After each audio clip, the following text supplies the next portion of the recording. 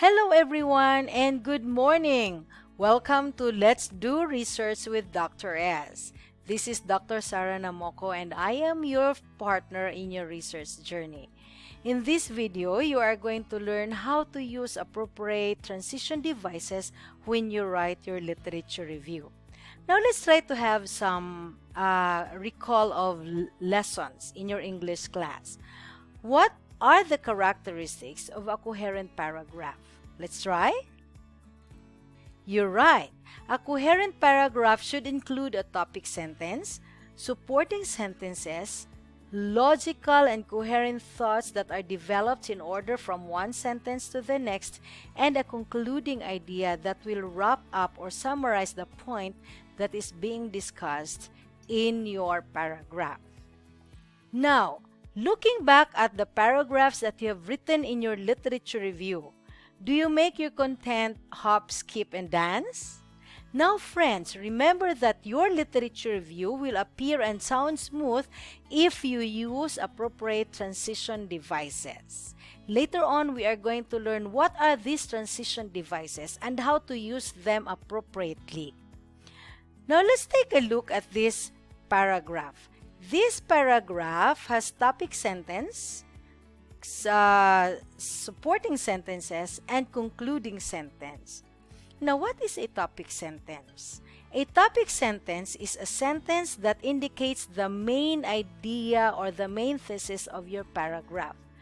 Now, remember that it is not always that a topic sentence is found in the beginning of a paragraph. It can also be written at the middle of a paragraph or towards the end of the paragraph.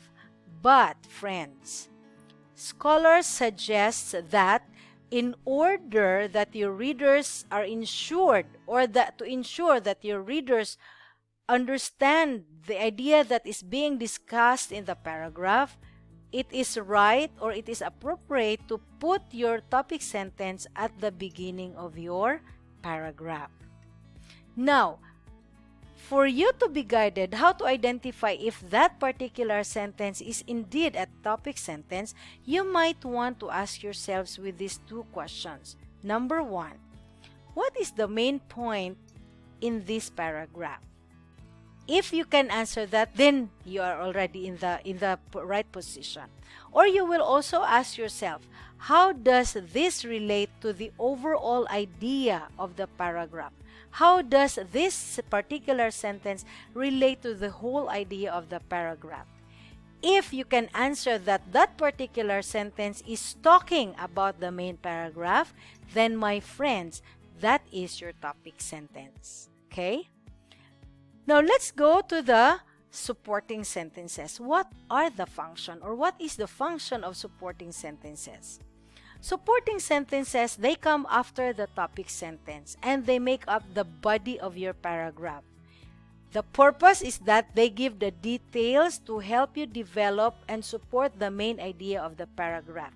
And my friends, it is very important that you support them, you support your topic sentence with facts, with details and examples, and you should cite the references. Take note that references or referencing are a gift. Use them. Use them properly, especially in writing literature review. Okay? The last part of a paragraph is a concluding sentence. What is a concluding sentence? This is a sentence that indicates that you are bringing the paragraph to a close, or you are closing the paragraph.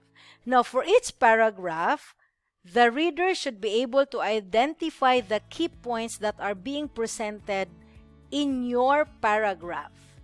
And therefore, you as a writer should not include anything that is not discussed within the paragraph. Okay? Remember that the purpose of a concluding sentence is to wrap up or to generalize the main points discussed in your paragraph. Okay, so that is writing a coherent paragraph. Now, how do you transition sentences to another, from one sentence to another, or from one paragraph to another? it is where transition comes in. Transition is functions like a bridge in your paragraph. They connect one sentence to another or from one paragraph to another. The transitions in your paragraph or in your literature writing helps the reader to understand how the ideas in your paragraph work together, or they refer to one, they help lump or cluster the paragraph into one idea, and they also help build ideas to a larger concept. Therefore, there is a need to emphasize the use of connectives or transitions in your literature writing, especially between sentences and between paragraphs. Now, to do that, you need to have transition devices. Transition devices are actually words or phrases that makes transition of your ideas smooth from one sentence to another, from one paragraph to another, to make a whole picture of ideas. The purpose of transitional devices is to connect your sentences and paragraphs so that your academic writing will run smoothly to avoid jumps or breaks in between ideas. Now, what are these transition devices? Transition devices can be used to indicate time order. Now, in this video, I will not read all the devices, but just some a few for each categories to help you understand. You can just pause the video and then take down notes of the different transition devices that are discussed for each category. Now, to indicate time order, you may use simultaneously, right after, soon after, thereafter, henceforth, hereafter, in the future.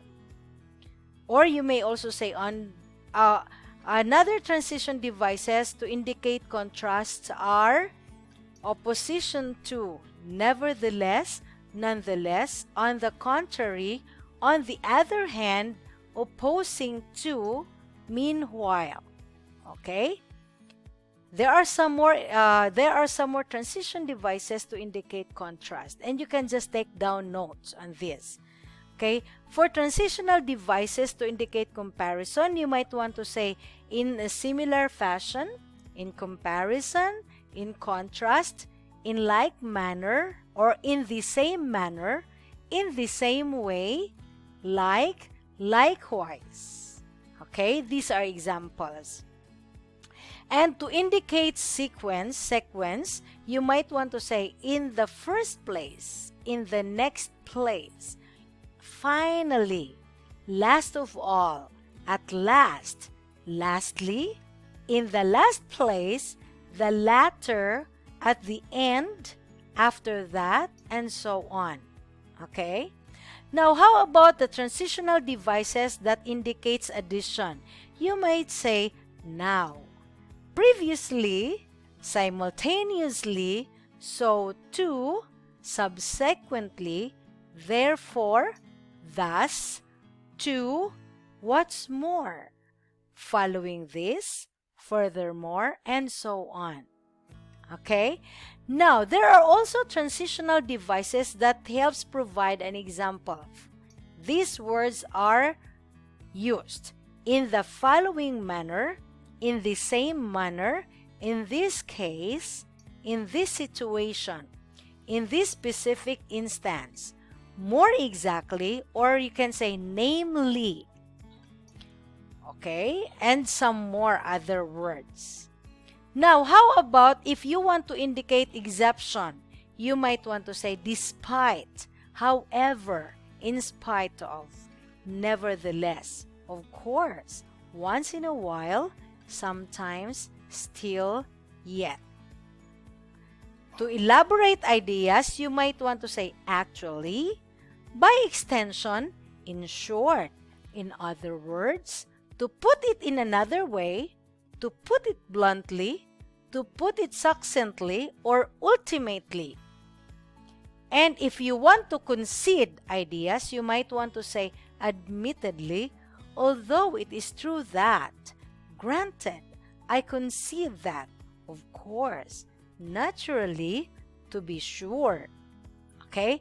Now, if you want to summarize or conclude ideas, you might want to say, in short, in sum, then, it follows, so the upshot of all, this is that, therefore, thus. To sum up, to summarize. Now, for your further readings, I would like to bring you to the following references which are used in this video presentation. Again, this is Dr. Sarah Namoko, and thank you for learning with me. Bye-bye.